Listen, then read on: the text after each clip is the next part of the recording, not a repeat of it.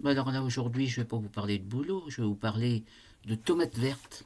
Oui, parce que, en fait, il y a une vingtaine d'années, on avait décidé de de jardiner et de mettre des tomates, et elles n'ont jamais mûri. On s'est retrouvé avec des tomates vertes.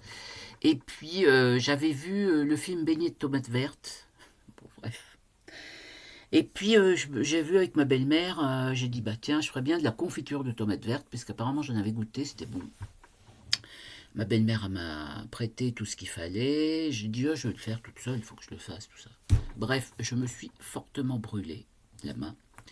Il a fallu que j'aille chez le médecin, que je me fasse arrêter parce que, en tant qu'infirmière, c'était pas possible. Bref, du coup, j'avais une dent. J'ai gardé une dent contre les tomates vertes.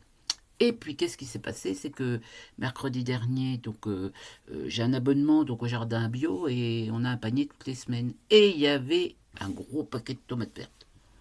Je dis, ah, non, non, je ne veux pas faire de la confiture, non, pitié, pas ça, hein.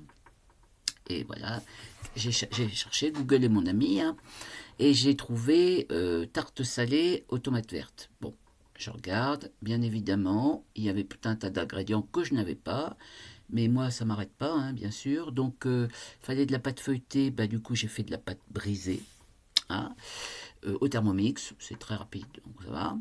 Ensuite, il fallait, c'était quoi, de la cardamome, j'en avais plus, j'en ai eu, hein, mais j'en avais plus, donc j'ai mis du gingembre.